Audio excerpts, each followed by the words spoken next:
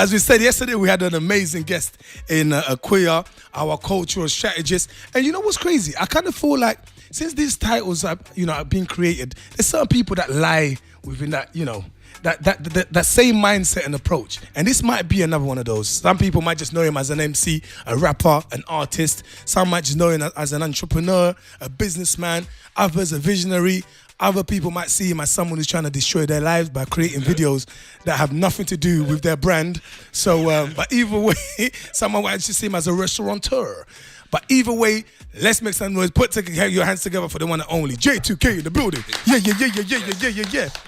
What's going on, brother? I'm alright, what's going on? You made it. I made it. Thanks for coming through, man. My brother, I've been waiting for this conversation for a long time, as cool, you know. Man. How exciting me. I ain't been on this for ages. Crazy. What's your memories of Rinse? Boy, walking through cat flaps. Wow. Literally, like ducking through cat flaps to try and, get on air. Wow. Right by my house as well. Right by your house. So it's a long time ago. It's a very long time ago. A very long time ago. Yeah. Because, boy, things have changed, innit, Jay? Things have changed a lot. You got a proper little setup going on down there and that. Right. Sponsors and that. Yeah. People are being sponsored. I see. We're sponsoring ourselves these days. Yeah, little banana. Someone's cutting the check, croissant. It's happening. Let's go back a little bit before we get to a 10-year-old Jason Black. Wow. Vision. What are you doing at 10? I'm apart from being ramping. I'm ramping. Do you know what though? I just love girls though as well. Great start. Oh mate, it was mad at that age, Great start. But so you enjoyed music. Yeah, definitely. I grew up in a household of it, family as well. So, my dad's a sound man and stuff. So, the living room was full of separates and all kind of echo chambers and reel to reels. I'm with you. Tape decks and everything, just everything you need. It's like a studio pretty much, you get what I'm saying? So, and that was always like a session. The living room was a session every day. So like people would be in there and whatever, smoked out. So that was how I grew up in it. My uncle's DJed and stuff on sound systems and that. My dad's still he's on another station actually. I don't think I can say it, but he still DJs and stuff. Oh, that's nice. So it's a musical family. Yeah, really? They're into it, man. Yeah, they're into it. So, I've grown up, obviously been around that for the longest. Always, actually it's funny you say 10 because I can go back to 6 years old. I didn't even really realize this. My mum told me, she goes, remember when you told me you're never going to work for no one? At 6. Wow. Is it? You said that at 6? At 6, I told her I'm not working for no one. I don't even know who upset me. I don't know why I felt that already. That must have happened in nursery or something. One of them kids said, go, let's make somebody go sell some ice lollies. Bump me or something. So, nothing. You get just one ice lolly back. You ain't getting no 5 pence. I said, nah, man, I'm not working for no one. I love that. So then, made that decision early. But then with music, because I remember, for me, like stand-up was one of those, it was an accident, bro. I haven't got them stories where my dad always says, oh, your granddad was really funny, had great stories. I'm like, I don't remember it. So that doesn't influence me like that. But I don't have one of those stories where I grew up in a household, this happened. The only thing I can have is the reference of, the things I explain about my culture. So I just have stories from home. But no one really that pushed it. Because my parents was like, we brought it from Congo to study, take advantage of the levels of education here, and that's it. So for you, it was different because you had that liberty, I guess, when you got to a stage where it was music, and you're from East London. Yeah. And that East London place is just ridiculous. Especially my area, just in general, like Devon's Road. You know what I'm saying? That was just breeding the most artists. And go through the list of some of the people that were roaming around those literally areas. In my area. I mean, it's Tinchy, Dizzy, Wiley. Do you get what I'm saying? Like, just enough, man. Pay as you go, roadie. All that is from everybody. The end. Do you get what I'm saying? And it's like, man grew up kind of playing football in the cages or hanging out and whatever. So everybody kind of knew each other. If you weren't bredges, you knew of each other and like enough to be around certain circles and whatever. Do you get what I'm saying? 100%. So it's all kind of family. Do you get what I'm saying? Like, long distance maybe, but it was all family tree. Do you get what I mean? So that's what we say a lot in Bo, innit? Like family tree. Yeah. Like everyone's kind of grown up doing it or knowing each other somehow, some way. Do you know what I mean? Because when you look at like a row deep, man, that's a big family tree. Well, this is it. Rough squad. Pay as you go. This. Blessed. At what stage did it feel like, I like this music thing. I really want to, we're a clique. This is us. We're doing it. This is fun. Yeah. The thing is, road deep, like I came up doing me anyway. Like I was J2K solo artist or whatever, so I was always doing that and building my own thing. Like, and that kind of got more serious after football because I was actually taking football serious before this is the interesting. music. Yeah, so I was playing football. You're a bit of a baller, yeah? Oh yeah, I was. Can you still kick ball? Nah, I can do a job. I But can it's do more a job. Yeah, I like that. I It's like more that. strategic A now. job's You a- saw me the other day at the Yeah, game. yeah, yeah. bro. You see me saw it all up at the back. I wanted you to hype yourself, innit? Because I had a little something to say. You can keep moving. Yeah, no, I mean, like, Now I'm not gonna lie, you did your thing. I've got a football brain. You that came works in and more you now. changed the game. Come on. We had a didn't wanna charity say it. event. We had a charity. I'm gonna because I wanted you to bring it about. I see your modesty, bro. I see the business hat in there. You gotta protect the crep. All right, no problem. But here's the thing. Right? We had a charity game. I think it was United against Knife Crime. Yeah. And we had MCs, celebs playing or whatever. And I was managing one team with White Yardie, and then there was another team, Young Philly, and they were managing another team. Yeah, man. So we were getting battered the first half. The first half was like losing like 5-1. It was 5-1. I remember I came late. And Jay innit? came for the second half, and I'm looking at the guy's frame. I'm like, you look like a baller. You look like you're ready. When they start tucking the shirt inside the shorts, I said, this is gonna be. And then he pulls it back. I said, yeah, he knows what he's doing. And Jay came, but no word of a lie. You and Merckx though changed the game. Yeah, nah. You and Merckx didn't actually change the game. I think it might have just been me though. Just me. This is it. Should we give him the? All right, let's give Merckx a penalty. Nah, Merkston done his thing, but you know Merkston what it is? definitely done his thing. Big up Merkston, but you see what Merkston was on from the first half. So what it took was for me to bring my influence and that sureness. Yeah. To give you, the oomph you needed to go and excel in the game. Do you get what I mean? What was the Big final up score? Merkston. What's the We final won. score? We won Yeah, 6-5. we won. No. Basically, remember it was 5-5. We clawed it all And the then way we back. went Then into we the went penalties. and Yes. we won on penalties. And then we won on It penalties. was good. So I came in at the back on defense in it and just Held just it. Very organised disciplined. It all up. What was Jurgen Eddie Klopp saying as a manager? Talk to them, bro. Eddie was everything, man. Talk to them, bro. Spiritual. Everything we needed. He came. He had the oranges. He had the water. He had the prep. He had Talk to everything, them, bro. man. This is why this is my brother, because that question was from a hater's spirit. Nah. There was no need for that question because we was talking about the footballer, but you tried to marine on me. This is what I'm saying, bro. And I was getting ready to actually say you're a bad boy footballer yourself. Nah, it was more of a Jurgen Klopp thing. Like it definitely wasn't a. So the Mourinho. energy, right? I was happy. It was good. Like I'll tell you everybody what. felt Who else did we have on the team? Kojo Funds. Kojo Funds, And yeah. I'm surprised. Kojo played the whole game. He didn't held come it off. out, innit? What a fit It was guy. a big old pitch. And to be fair, there was a moment where I wanted to sub him. Yeah. He's very strategic. Kojo, I didn't exist. Kojo, he had his back turned. He didn't give you. He didn't even. Yeah. When you're not ready, you're not ready. He went at it, Yeah, and I until he finished the game. But Neptizzle's a good footballer. Yeah. Yeah, I've seen Nep play alright, football a few times. You sure? Yeah. Yeah, but you lot at a football pitch right across the road from where you live. There's a football pitch. That was when I was young, bro. Bro, you played football a couple years Put on ago. a bit of weight, you can't turn like you used to. That's when your gone. brain has Yeah. to kick I want in to that. organise another game anyway. We could But, do something. yeah. But yeah, I mean, Yeah, like, so for me, balling. going back to it, like, it was like I was taking football more seriously before everything. So I was, doing, playing at pro clubs, doing trials here. Like, so basically, from school, I was playing for London as well. So I was captaining the whole London team. Right. So we would play against the other districts. or This is whatever. serious. So I was doing that. And then from after school, like, I was going to Leighton Orient. So I was training there and stuff like that. And then I was just playing. I was just kicking Oh my about. God, and we then, lost out. We lost out on Yeah, that. you lost out on me, man. They didn't take me. England could have won the World Cup. Could have won it, bro. But anyway, so I was doing that, and then I kind of fell out of it, fell back from it a bit. Then I went back and just played semi-pro. I was like, Right. I'm gonna do semi-pro for a while. I was at Tooting and Mitcham for a few years, I'm with you. and then just the music started. Do you get what I'm saying? I'm getting older. You start getting older a bit, with like, you. and then it's like it's not looking like how it's supposed to go. And then the music was taking over anyway. The music's always been there. Yeah. It was always there anyway, but that was getting more serious. Sorry. And I just started pursuing it more professionally. Do you get what I'm saying? And TNT took me in. Okay. And rest in peace. And he just kind of just homed in on what he saw in me, because I was rough and I didn't even know how to write a 16 bar, to be honest. I was So he's just a used raw to- talent. I was just writing till it felt right to stop. Like I I'm didn't with know you. how it was done. So I'll do that. I was put together, a mixed CD, Heating the Streets, and I started doing the Heating the Streets series. That started building my name. And that's it. The rest is history. That's it. I started cracking on from there. I was getting all the features from the label. Yeah, I was of sniffing course. around. They want me to do the features with the artists that are signed or whatever. So I was doing And that's all the that. thing. You've had that experience because a lot of people, some people would just hear from, what's happening with you now and, they respect to the business acumen. But you, from us who have grown up seeing what you guys were up to, and you're so personal, as you mentioned, you've had that experience of the record label vibe. Lived for it all, man. Seen it all. All of it. Charted.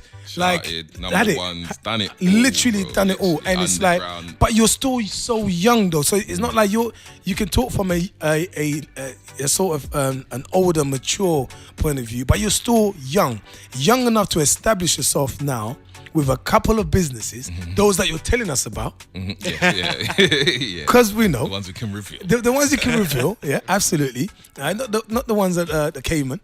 And but at what point did you? Because I kind of got this feeling that you were already thinking of these things.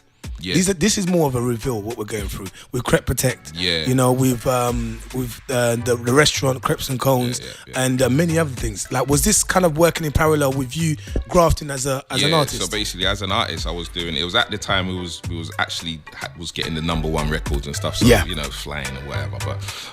But even before that run, I've had the experience of how that can go through being on tours with signed artists, just being the warm-up act and just being close to the situation, not actually being the.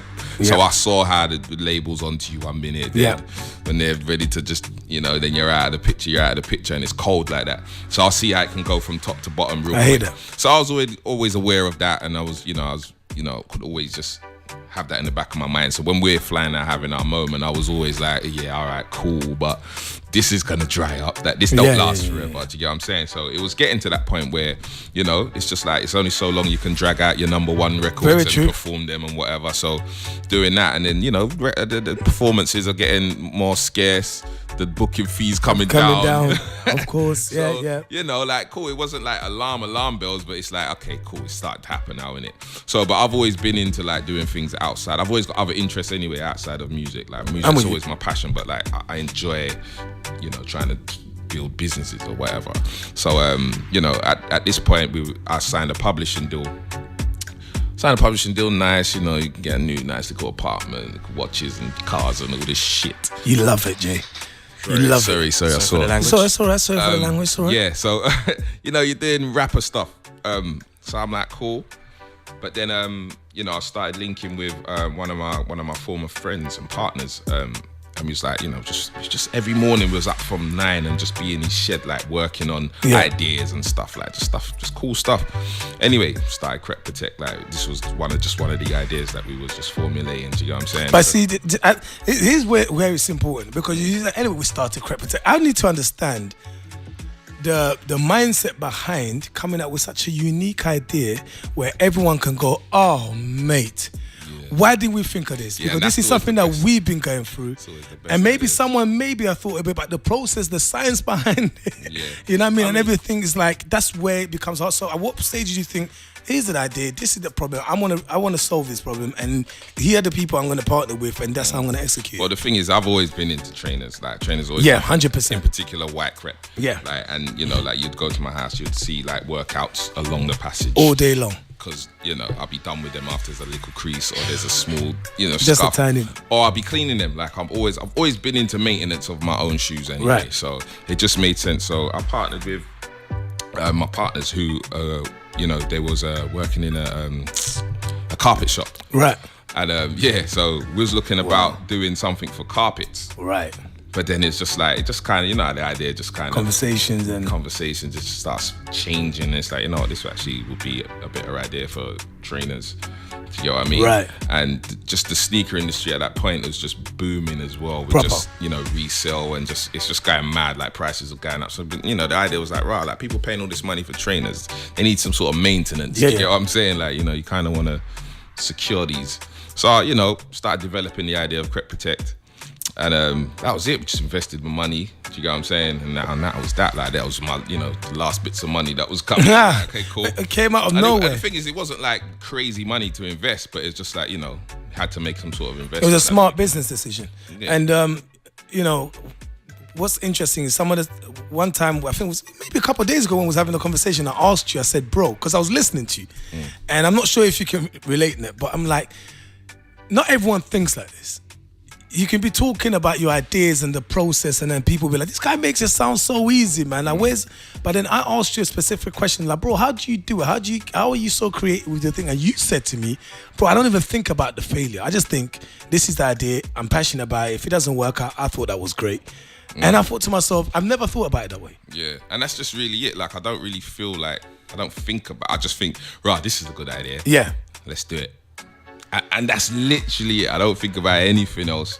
If it don't work, well, I thought it was good at least. Like that's the 100%. attitude, you know what I'm saying? Yeah. So that's just how I just kind of approach everything. And I'm just, from there, I've been fortunate to have success with, It's gone everywhere. Yeah, like, do you know what I'm saying? With Crep Protect, and then, when you start doing these things, it's like people start believing in you and your ideas. They want to hear like, you. They will hear your ideas now. It's popping. The DM's popping. Overlook your ideas, or they don't really care, or whatever. But even with the success, people still try and front on you though, and front on your ideas, or act like that wasn't you that did that, or you're talking some home truths here. Yeah, you've gone through some stuff. It still happens, and it's always going to continue to happen. But you just crack on and you just prove it again and again and again. Has the music industry changed in the last 10 years? Definitely changed.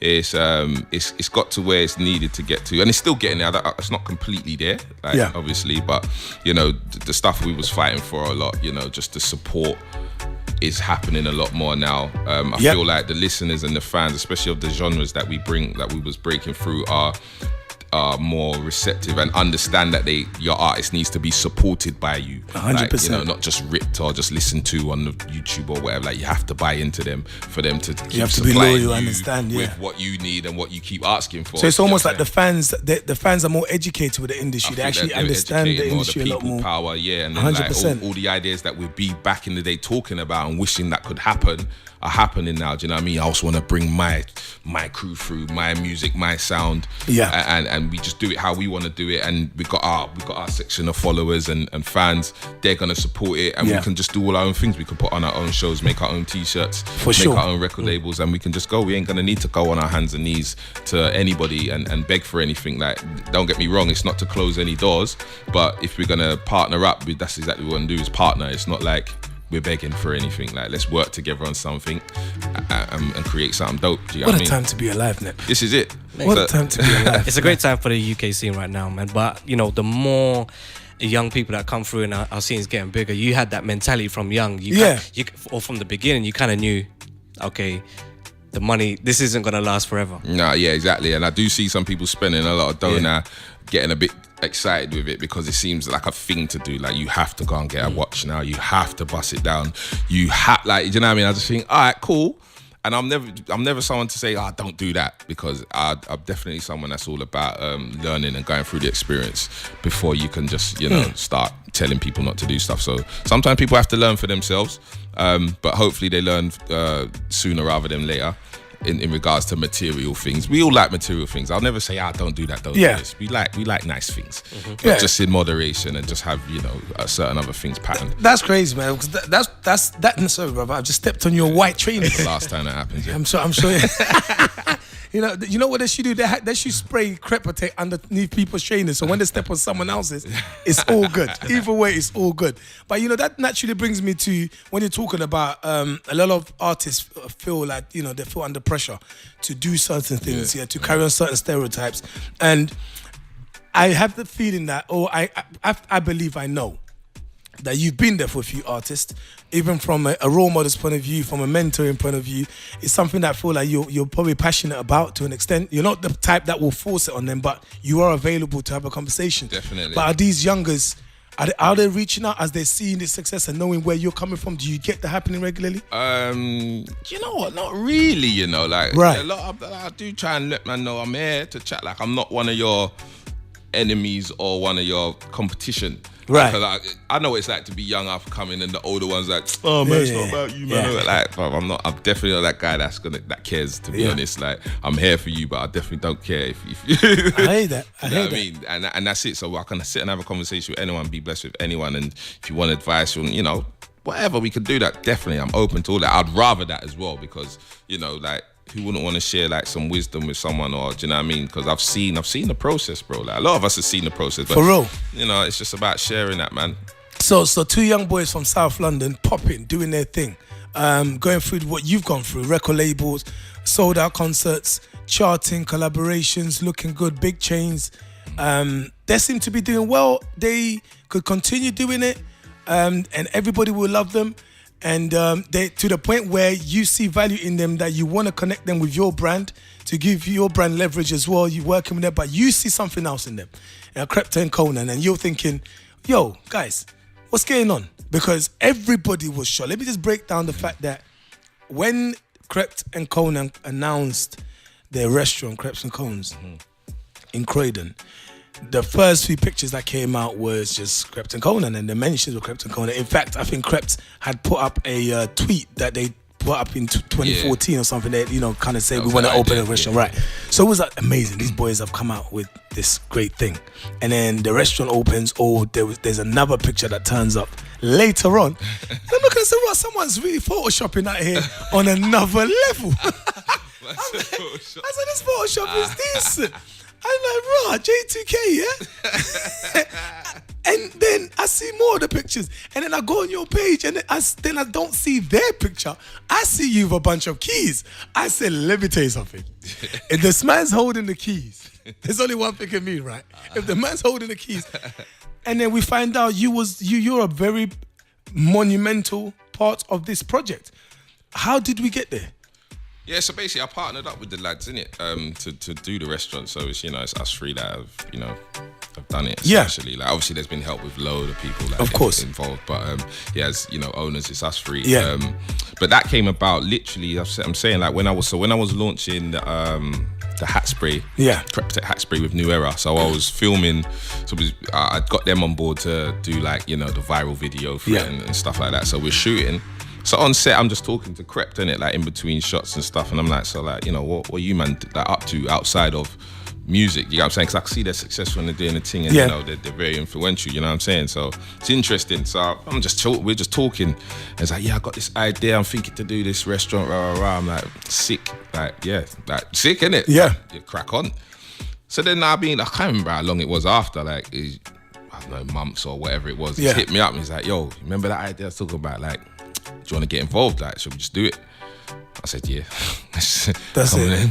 Let's just do it. And it's literally that simple. It's just, invested the monies and that's it. Like, think about this, Nip. Actually, I spoke to my brothers first. I was like, yo, what do you think of this? And like, yeah.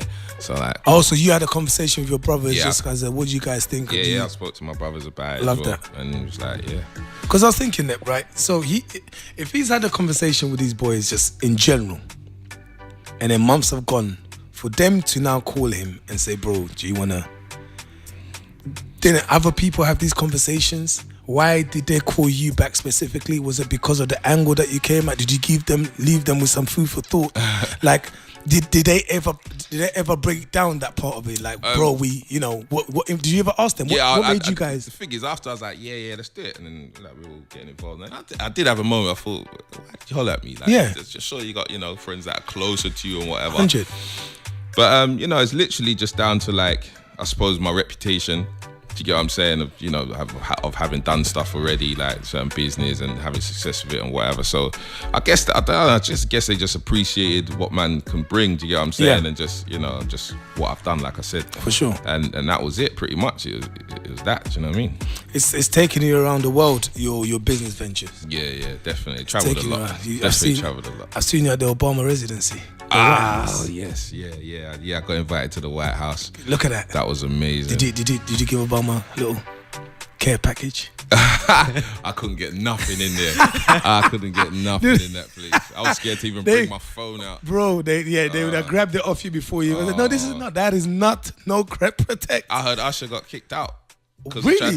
he tried to do Snapchat and that, and he got removed. Usher, man. Usher just getting this finished. Is what I heard. I said, rah, all right, cool. Wow, that's the ATL behavior. Mommy, I made it. Yeah, so that was good, man. I got an invite to go there, and that basically happened through a good friend of mine, V. Yeah. So what had happened was Obama's, I think she's social secretary. I forgot her role. D. She's great as well. They have these schemes that they do over there, like, where they bring inner city girls from like Philadelphia and wherever, and they get them on these programs, and wicked. It's over a course of a couple years, I think it was. And if you complete it, they take your they get travel the world and do certain things that you're not used to. You just stayed in Philly your whole life. So this was their London leg. They came over. They went to have a dinner. Okay. So they wanted to meet a few people. Do you get what I'm saying? Got certain, certain number 9s and number 10s. They heard about my centre back. So and I got invited to this dinner at Burberry, and we just sat at the table, ate, chopped it up a bit. You know what I'm saying? Had conversations. Yeah. It was actually me and Bashi. Yeah, I saw Bashi there. A few other and faces. Lab was there actually as well. Yeah. But the rest are just some other people and whatever. And it was cool, man. She was just really impressed by, man. Do you get what I'm saying? Yeah. And then 2-2s, I just get an invite through, like, yo, do you want to come to the White House? Something like Yeah, but when you get such an invite, for someone like yourself, is it one of those is like, well, yes, of course. Or do you sit there and go, wow, I've reached levels. I didn't even want to hit no one else up. Like, you know, like I got the invite and I was thinking, I wonder if Bashi got this. It gets awkward, isn't it? That's what I like. So I did hit him. I was like, yo, did you get it? He's like, yeah. I was like, right, cool. Let's talk about it. Right. Now let's talk about it. Again. Like, let's just pattern up. Where you gonna be at this time? Like, he's like, I'm gonna be over there already. So yeah, we all synced it all up. You know, P as well, and we've gone over there, man. Like, we got the invite, gone, had the dinner, the brunch, lunch thing, whatever it was, and then mad. Talking about brunches, man. It was mad. Like, it was mad, bro. Like, literally, like, you know, I've had to go and get a suit. I had to go and get some hard shoes. You had to do it. I don't wear hard shoes. I actually had to take off my shoe in the White House. It was embarrassing. What do you mean? It was burning me. My foot was burning. So you had to take off the shoe and then do what? Just stand there with your. I was blending in, so it weren't bait, but like. But you didn't need to move around. So at that time, foot, you just. I was just standing there. Yeah, because Obama was actually chatting to me. You took your shoes off whilst Obama was chatting. Yeah, I had to. Oh, you are a legend, J2K. It was this is London behavior. It was on fire, bro. Like, if I could what, held was it the wrong held size? What was going on? Nah, it's just them, you know, Louboutin shoes. Oh, here we go. It's not made. Nah, because I'm not. It was the bottoms are too red. They're made too narrow for man. They're made for narrow feet. So you gave up after that. After that, you was like, I'm done with man. it. I had to wear NMDs for about a month after that because the most relaxing shoes. I don't even want to sock. promo for them, but they are the most relaxing shoes in the world. But man, like, my foot was in bits. This is not what I expected. Not many people can say they were barefoot in the White House. This is what I'm saying to you, bro. I had to relax. He's come like some spiritual guru that they invited over. And he's like, everybody take your shoes off. Let's connect. Yeah. That's Cross crazy. your legs. Nah, but it was mad. But just going back to it, it's a surreal moment, man, just to be in the White House. Of course. Got an invite, like I framed my invite. Was there a moment with Obama? Was it like a quick like conversation? Hello, it was all very quick. Mixing, yeah. Mixed, hello. Like, you know, you ain't really got no time to be concentrating on any one person. Yeah, but you've been roaming around the States though, for a while. I know your affiliation with the NBA. Yeah. As well, so you know that was a monumental moment for. Yeah, that was mad. Yeah, because at that stage, it's like it was to really separate the men from the boys. 100%. You know what I'm saying? Because obviously we're growing as a brand, we're taking all these steps. I'm doing all this marketing stuff. I'm trying to, you know what I mean, just gaining ground and really trying to be taken seriously in the industry as well. Do you know what I'm saying? It's like a whole new place. So it's like, for me, it's like, all right, let's work on this. So like this is the idea. So me and Bex, so we was working on the idea, right, why don't we do like NBA, collaboration NBA camp, that would be sick. Like, so we spoke about it, and then you know, literally, like, we just went and had the meetings. Like, we pitched it to them. Bex knew someone up there at the time. Right. So we've gone there, like, we've pitched the whole thing. We're talking. And, you know, it took a little while, but that, you know, they liked it. Yeah. It's back and forth game. Yeah, it's the back and forth thing. You just got to, you know, work out everything. And then, yeah, we made it, you know? Like, we made it happen. And that, just like I was saying, at that time, we wasn't even in that position at that time. We hadn't done anything big. I hear that. So it's about, like, for me, it's strategy as well. It's about, like, repositioning and being taken, like, okay, these people up there, they're not playing now. Do you get what I'm saying? Like, this is mad. So even down to, like, how we launched it, like, you know, normally we'd do something cool with Shoreditch. I was thinking, no, we have to turn it up for this one. This is the NBA, like, and I'd have to check, but I'm sure they hadn't even have worked with a brand that small before. So the pitch would have been, and it was because it's a unique idea. Yeah, exactly. Because the way I noticed was a lot of players, artists from stateside were just endorsing it. Like, you'd be next to them, you probably meet them for 5 minutes, or you'd be in a situation. They were happy to just be like, put me on camera. There seemed to be like, you know, when someone does a magic trick on someone, they're so excited. Yeah. And that's what it felt like. That's what I took, like, even from the beginnings of Crep Protect, I would literally take it around me, because I'll be on tour. Dashing ketchup all over the place. Yeah, so like, and that's the thing, like, I started that ketchup. Everybody puts ketchup on their shoes now. I started that. Bro, and that's one thing I like lay 100% claim to. I'm like, you see that? I'm the ketchup guy. I'm the Crep ketchup guy. I started that in my kitchen, in my old apartment, because I used to just film everything on my phone. Right, yeah. And like, that took off. And that really, do you know what I mean? That got everything kind of like, raw. Mad, like, so I'll take it around everywhere with me on tour because I know I'm gonna be meeting people. There's gonna be other artists there and whatever, and I can kind of get the co-sign and like give me a little let's for go. me or whatever. Do you know what I mean? Go. So I'll do that, and it literally like a party trick to people. Like it's like watch this at festivals and stuff like, and people just be. It was all mad. over. Yeah, it was people going be viral. going mad. So one step leads to the next step, and then we get to like the NBA. You get to what the I'm NBA, saying? And then you launch it at the Shard. That was a moment. Do you get what I'm saying? Like, it's just it's crazy to see how one idea can go to a level where the confidence builds, where it's like, you know what, I can do anything. I can do whatever I want, but also it starts to impact on the culture, and that's where I get excited. Right. Now we had a queer yesterday, and it's like we was talking about when she comes out with ideas, and she rolls with it. You look at someone like a Stormzy, for example, who's just full of ideas, and he's young as well, so the world is endless to him, right? So he'll come up with ideas. To him, it's like, this is what I want to do, but he has no idea the impact it'll have on the culture as a whole. Now, for the last few years, I've been activating a float at the carnival, so, under the brand Home, which is another one of my brands that I'd actually do with my brother Q from Paris. Big boy Q Steed. So basically, I'll tell you how it started is, again, actually started with Crep Protect. So Carnival's coming around, and I'm like, everyone at Carnival's wearing trainers. Everyone mashed up their trainers. Everybody's like, before Carnival deliberates what they're gonna actually wear. Like, because they think, what am I gonna wear? Am I gonna wear my good kicks? Obviously, I wanna look good, but I wanna mash these up at the same time. So I'm thinking, cool. People gonna want like servicing or a little cleaning or something. Right. So I'm like, cool. If I do a float, and just do a dope activation. Do you get what I'm saying? Like, can hand out wipes. So people are gonna want to wipe down their shoes, clean up their shoes or whatever. I just thought, it's cool, and an excuse to do something. So I basically did that. Partnered up with Adidas at the time. They had some shoes that they were promoting and stuff, and we just created a vibe in it and just done that. And then like obviously later on that, like, the next year and the year after and stuff, I'm just thinking, this could just be like. I'd started Home by then. Yeah. So Home is like an events company, an agency where, we just activate those stuff. There's a bunch of things we do. Follow me out, you find out. We definitely know there's a bunch of things. I just thought, it just makes sense to just follow this on as the Home flow.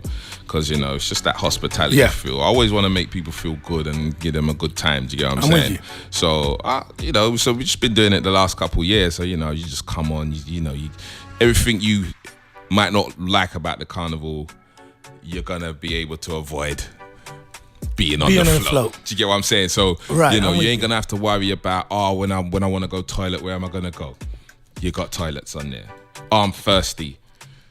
There's drinks on there. There's drinks on there. I need a wine. There's girls that are just there for the wine. I need a man. There's man that are yes. There's Eddie there for you. You need to calm down. Everything. You need to calm down. You just need to chill out and have a good one. Like, and that's really what it is. It's just having a great vibe. 100%. On a great float. My first time on the float was that particular one, and it was such an experience. And I've been going carnival forever. I mean, I grew up in Fulham, West London, so I'm down the road. Of course. Yeah, I walk from my mum's house all the way. All the way to Labrador Grove. So, and throughout those, that entire time, I would just be walking up with the man them, hoping to get a wine.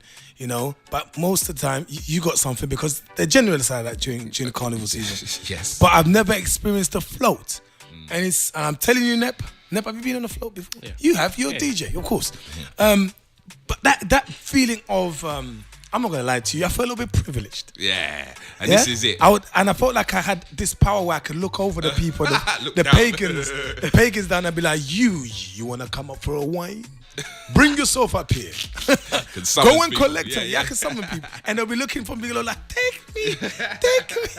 And that's the great thing about it, because it gets certain people that can be comfortable at the carnival, because what it's like. For certain people, it can be an uncomfortable 100%. experience as much as they want to take it in. They might be getting bothered by a lot of people because their personalities or whatever. So you can come on there and just be calm. Like, you ain't gonna get bugged. You can just live your life and live a good life for that whole day. Do you get what I'm saying? For the whole weekend. For the whole weekend. And this is why it kind of appeals to certain people as well. Do you know what I mean? I've had some great guests on You've had almost everyone, and it's happening again Yes. This weekend. Working on it. And I brought you something as well. I've actually brought you... Jay, you need to relax. I brought you something. Do not gas me. Is this a care package? This is a care package. This is actually the invite. This whole box is the invite. This is your invite. Let's talk about another invite that you came up with, Jay. Which one? Let's talk about another invite you came up with. Let's, because I remember a week ago, he says to me, listen, I've got something for you. You're gonna love it. And I'm like, yeah, I'm gonna love it. Because it's Jay. If Jay says I'm gonna love it, I'm going to love it. And I'm minding my business. And I receive a text. And I showed you guys the video. I received a text which has some memorable images and videos of me having a great time on that float. And I can't remember any of that behavior. I don't even know who captured it. It certainly weren't me because my hands were busy. So you was definitely living your best life on there. I was. You was gone. You had a different look in your eye. I did, yeah. It was mad. Most definitely. That wasn't... Someone slipped something into your drink. No way.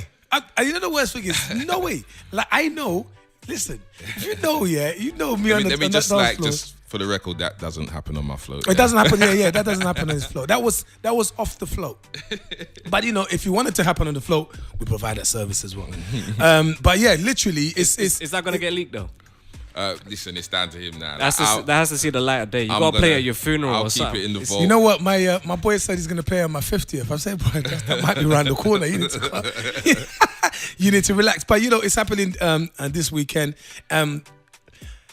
Carnival for a lot of people, once again, it's a myth. Because you speak to people, I've never been. It just seems like a bit of a bother, and you have to walk around for hours upon hours. Some people don't even realize you just pick your corner, you can chill there for as long as you want. But what's it been like for you as a carnival goer, and now someone who's actually a part of it? Well, to be honest, it's like I've been kind of. You go through the stages, innit? Yeah. Like you go through as I didn't go really as young and when I started, like when I was the artist, I would dip in and out, but then it would just be different. It's just it can get a bit long, get a bit weird sometimes. So I kind of didn't go for a long time. It's just whatever. Especially if I didn't have any specific business there. Yeah. So So for years I didn't go, and I just wanted to really get back in touch with it and just really kind of. And I know there's a lot of people like me. It was a common thing, so it was just kind of identifying that gap with people. There's a lot of people that can't go or don't want to go because of whatever. I'm with you. Just crowds. Crowds can be a bit much for people. So I identified that, and I thought, you know what? If I can create something so that the people that can't go can now go. Yeah. It's a win-win for everyone, do you know what I mean? So now it's like, bro, I haven't been carnival in this 10 long years. Yeah. It's the first time. I'll never do it any different again. Oh my God, I've never been I've never been carnival before. 100%. This was great. I wouldn't do it any different. So they like the experience of how I provide the float and the hospitality and everything that we do on there. It makes sense, and it's well thought of. You can see it's proper thought out there, because you have some business questions from your side. Just we want to understand the background of what is. Because forget J2K, it's what Jason Black now. Mr. Jason Black. Right? Go for it. Shoot your shot. I wanted to know, I mean, every entrepreneur has their plan that doesn't work. Have you ever had plans? You set something up, you're like, you know what, I'm going to run with this, and then it just flops. Nah, everything's working. DM's popping. Nah, I'm joking. I'm joking. That is such a gas answer. Nah, everything works. Nah. It works in the right direction. Yeah, you know what is? I've tried things before, man. Like I said before, even Creptech, I was always trying to do something. I'd have little interests, whether it's I wanna start making clothes. I like a certain hoodie in a certain way. I like certain. So I started little things where I'd sell clothes. I'd make some clothes and I'd shop them. It was cool. Didn't really work. I didn't really even understand the business really like that. I just know I liked something. Again, my idea. I want to do this. I'm just gonna do it. So, but what that kind of entailed, and it's just me doing it. I didn't have workers. I didn't have anybody helping really like that. So it's it was all on me. So that kind of got a lot and distracting, and I just thought actually we can park that one. I hear that. So the clothing thing I kind of parked. I would love to get into it again. I probably am, to be honest. You like clothes though? Yeah. I just like to. You like style. I'm not I'm a top fashion guy, but I just like a certain. You like to package clean yourself. List. Yeah, I mean it's gotta be clean. You know what I'm saying? I hear that. But yeah, there's loads of little things that won't work, or you know, that don't really get off the ground. But that is just normal. Do you know what I'm saying? And then, but again, it's like you just move on. I don't even think about it like afterwards. That was going to be my next question. How do you move on from something that fails or that loses money? Or didn't go to where you expect it? And you need to be strong. Have the heart. Some people, they get disheartened. They're like, okay, it's not going to work for me. I'm going back to 9 to 5. Yeah. Yeah. For me, I've never really looked at 9 to 5 as an option. Like, have you had a 9 to 5? I used to be a pipe fitter, you know. Is that what they call it? You know what I'm saying? Nah, on a serious one. Every time I say that, people Roll go, deep. like that, yeah. Nah. Roll deep. No, literally, I was like a trainee. Wow. I was learning to fit pipes. Not like I didn't know, but I just tried to learn that the other way. Yeah, we know you're definitely from Devon's Road, bro. You know how to fit pipes. Yeah, I was learning to do that like when I was mad young, like before That's the music crazy. even kicked off, like because I just came out of school and I was like, I was of the thing of, you know, you should learn a trade. Yeah. You know, rather than just kind of get some job. Like my work experience in school kind of showed me this is an idiot thing. Like I was at Burton's. I was like, Burton's, you know, like, and it's just not to put down anyone. I know, else. yeah, but I know You your what I'm feet. I saying? know It's it's because I'm actually picturing you. I'm in Burton's, and it's just the things I wasn't willing to put up with. Like, Yeah, I mean, you know, like you can be the nicest person on the floor, you're gonna get some woman talking to you like some, Yeah. like, huh? What I do to you? Yeah. I'm just trying to help you, and you're just You're talking to me like confused. I'm a servant, like you just Crazy feeling. I don't like deal with this. I'm like, oh, bro. So anyway, so that was just like, so I thought I need to learn a trade. I should learn a trade. So I thought, yeah, like get into the pipe fitting things. The thing is, like, I'm just so spontaneous with everything. I'll literally just spin something like, stop there, all right, cool, I'm gonna do that. When it came to like work, even college and school and that, like I left school. I shouldn't probably be promoting this, but I left school and I didn't look at no prospectuses. I didn't go check no colleges. I was just living up my life for that summer. Wow. And then it just got to that point where it was like, everyone's gone college, everyone's patting themselves. I was like, but so who am I even gonna hang out with? Yeah. No one's back. Wow. So I was like, oh shit, I'm gonna go to college, innit? So, this guy. So I remember like one boy from my school, Tony, he must have rang me and said, have you saw that? I said, nah. It's like, I found some opening in like Westminster in South. I was like, all right, cool. You really took those risks. You just chilling. Went down there. I just walked up to the college, you know. And then I literally looked at what cues was kind of popping, like subjects. This is getting more and more interesting. I know, it's proper the cues ridiculous. What rave is popping? So, have I got ID? Yeah, so who people sign up for, you know, you got different like subjects and that, like, so me being what was most girls in it, that kind of thing, like which kind of had the most girls in it kind of thing. I'm looking at, I'm like, all right, cool. I'm not Do you know what? I don't think you're alone in that decision. Yeah, like I've got people made that kind of people wrong change their choice. minds halfway through term looking at look at this class, there's too many, man. I was that. So anyway, I didn't really change my mind. So I looked at it and obviously I wasn't going to do like the childcare ones. I had all the girls in it. I wasn't going to do that subject. So I saw business. Yeah. So I thought, all right, let me go business. Good balance. Do some business. It should be good. Went there, walked up to the front. I came with nothing. Like, he's like, do you have this? Do you have that? I was like, nah, I just saw there was like an opening. I just thought I'd just come sign up, that kind of thing.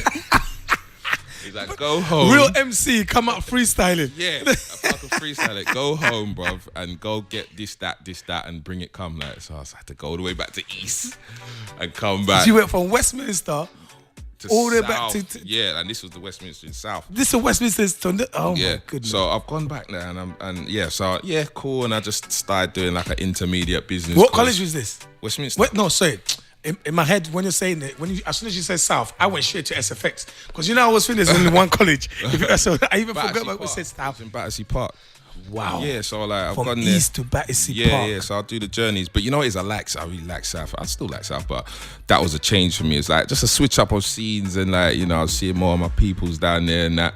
So I was like, yeah, I like South, you know. So I'm gonna spend some time. It happened to all of us. I spent all my time. Listen, I ended up not coming out. So I've gone there, I've went and got a girlfriend over there, I've played football over there. I moved in, basically. And that was it. So I did business, started doing an intermediate business course, passed that, and then did the advanced one, and then kind of scraped through that, to be honest. I started, you start tailing off and all the other elements start getting involved in college life. All the other elements. Those are the elements that I jumped those hurdles. I think I survived them. So this is the thing. So even with all this and how lax or how I was, and like,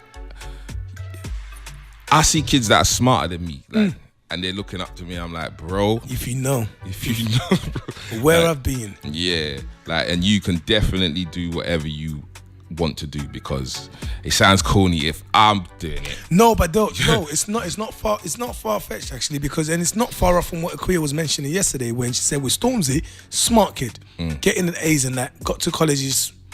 He didn't really care. Yeah. Do you know what I mean? But he was a it. smart kid, and the teacher was telling him, if only you could just fix yourself, Your attention. you can go to another level. But he's reached that stage where he's reached his gift and his purpose, and he's using that now to exactly what you're saying, to influence the youngers and say, guys, you guys are like smarter than I was. Yes. Look at what I've achieved, but look at what you can do. Definitely. You know? I forged grades anyway.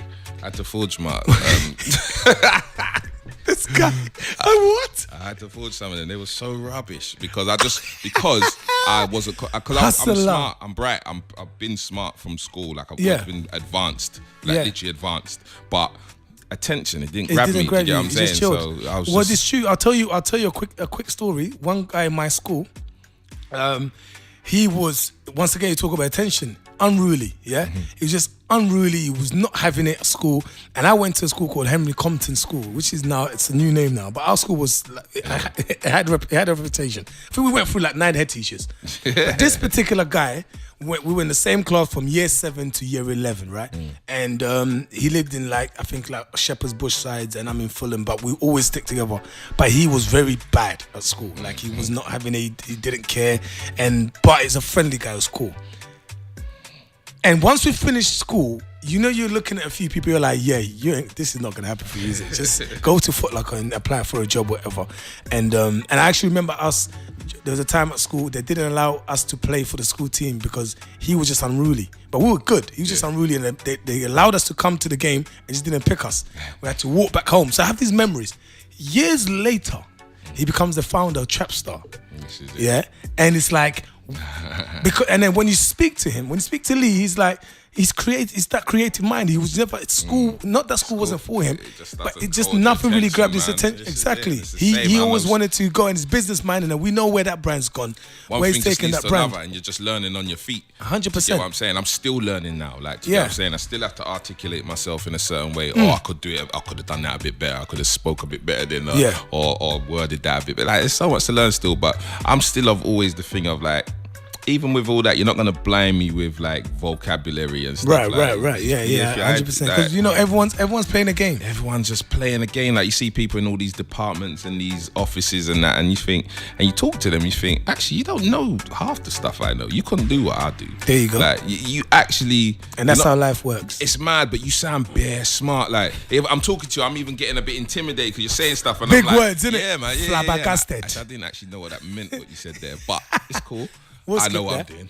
I find that mad though, because as an MC, you didn't sound like the other MCs at the 100%. Everybody says that. If everyone was an MC, they were repeating the 8 bars or something like that. You'd come with a paragraph. Yeah, but you know what I mean? And this is the thing, because it's always been there. Like I'm not a stupid kid. I was never like, not saying anyone stupid who was doing that, but I was articulate. I can be articulate. Do you get what I'm saying? But there's another level of language. That people that they've mastered when you go certain levels, and it's just literally a language thing. It's not like to do with like your intellect. It's just a language that you can learn. You have skill set that you've taken from your culture. You have knowledge that you've taken from a culture, and a lot of people will look at you and they'll say, he can make my situation better, because just in his persona, that's already priceless. I can't create that. I have to have him on my side. Especially after the recent situation with Stormzy handing out scholarships. What a monumental thing. You know, that must be great for the culture, great for like just him being a role model, and especially our kids growing up as well. But you've got your project that you work with young people as well. I want to know more about that. 4-6. Yeah. So that was something we ran last year. You know, we ran that for a few months from August to October. Yeah. Eddie was actually working on it as well. So nice one. Yeah, like it's just something we wanted to do for the young adults, young people. You gotta be careful with it. Yeah, we can't use the word kids. Can't use kids. I've been told that a long time ago. Sorry, Ed. So, young adults. It's something that we did. You know, it's just to give people kind of industry knowledge into the industry, like where they wanted to go, whether they want to be an artist, photographer, videographer, PR, marketing, wherever we want to get into. We'd have like masterclasses with people from the industry that will come, you know, kind of teach them the ropes, give them good advice and stuff, and we'll just run workshops every Thursday, and they will come down to it, you know, like. A lot of those young people have come out and they're in jobs now. They're in record labels. They're fully fledged artists. They're doing, you know, they're on Colours platforms. Wow. They're doing dope stuff. Do you get what I'm saying? They've all come through that, and really the aim was just to give them that kind of, you know, that little push and that little knowledge that they might be looking for. Do you get what I'm saying? Brilliant. Yeah. So in a nutshell, I know that sounds crazy, man. Because, you know, when you look at people like LeBron James and the levels they've reached with the power they have, why not on our side? It seems like these are the times when anything is possible in the UK, in London, being the hub. You know, people are doing amazing things, not just for themselves, though. They're actually doing it for the community, and that's what's important. When you start doing all these things, you just want to share. Like, 100%. You want to share. Like, it's genuinely something I wanted to do. Do you know what I'm saying? Talking about sharing, I've always done it anyway. Like, even when I was younger, I used to mentor. Do you know what I'm saying? There's a lot of people now who I used to mentor, and they do stuff now. Like, do you know what I mean? Talking about sharing, do you want to share my invite, please? Yes. Let's share my invite, because it's not. It's good. It's good to share. Oh, well, look at this. This is. Let me tell you something. This is what happens when you go on the floor. Break it down for me, my brother. This is your carnival invite. So you get, the home carnival invite. So this comes with a pair of trainers. So you ain't got to think about your own pair. Nep, you know, you can snap, Nep. Let the haters know what time. This is the first invite.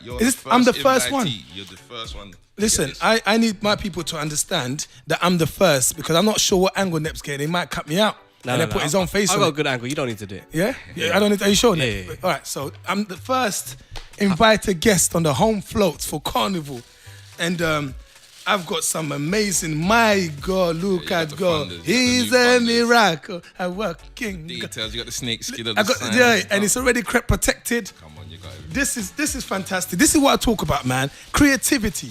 I mean, what else have we got in there? So that basically your invite comes with your shoes. It comes with my shoes, yeah. I've got Neptizzle something as well. Nep, listen. Oh, me too. Listen. Yeah. So you got your rag that you're gonna need to fly around when you're catching this a vibe. Is ridiculous. You're gonna throw your flag around. This is ridiculous. This is crazy, you know. You know I need this. I need this. Yeah, because you know them heads, they will sweat, and so you need to dab it. You got your fan case. This is. Balance, balance. You're just trying to cover all the bases for you. This is crazy. You have a good day, do you know what I'm saying? Bro. And you know, you spoke about the weather, it might get a bit flaky, so you got your rain mat.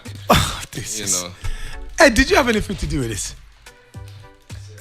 Have they got your size? He's the brain behind everything. He is crazy. This is beautiful, man. A care. I've never received a. I only get care packages, to be fair, but I've never received a Carnival care pack. And I'm the first to get it. I feel emotional right now, because this is gonna stand. Look at this. I've got everything. I am ready for Carnival. J2K, it's been an honor having you on this show. Blessings. Thank you for the gifts. Thank you for the invites. Thank you for the insights. This is your home. I mean, excuse the pun. Hey. But this is your home whenever you're ready, man. Pass through, man. Keep blessing the people with the knowledge, man. I will. And I know there's so much more we could talk about, but you got to hold it back. And you got to execute and shock us as usual. Nep, any last words? Nah, man, it's just another great show. J2K in the building, man. Big round of applause for the main man. Drive time has been special. Princess.